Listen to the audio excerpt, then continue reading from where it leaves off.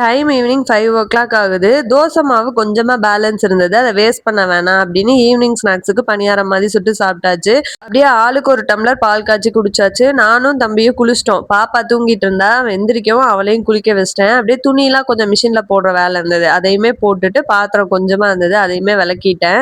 ஊருக்கு தான் கிளம்பிட்டு இருந்தோம். ஒரு வேலையா போறோம். ஹஸ்பண்ட் வேலை முடிஞ்சோன்னா அன்னைக்கு நைட்டே கிளம்பிருவாரு. நான் ஒரு 10 டேஸ் இருந்துட்டு வரலாம் அப்படின்னு பிளான் பண்ணி தான் போறேன். எப்பவுமே ஊருக்கு போறேன்னா இந்த அளவு வீட்டை கிளீன் பண்ணிட்டு போயிருவேன். அப்பதான் திருப்பி வந்து வேலை பார்க்குறப்போ எனக்கு கொஞ்சம் ஈஸியா இருக்கும். 10 டேஸ் ஊருக்கு போறேங்கிறதால வெளியில இருக்கிற பாத்திரம்லாம் எடுத்து அப்படியே கபோர்ட்ல வச்சுட்டு போயிருவேன்.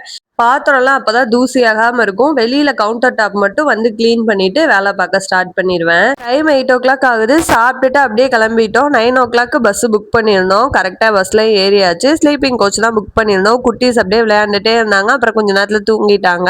தேனி ரீச் ஆனதுக்கு அப்புறமா ஆட்டோ பிடிச்சு அம்மா வீட்டுக்கு வந்தாச்சு. இனி கொஞ்ச நாள் vlog இங்க இருந்து போடுவேன்.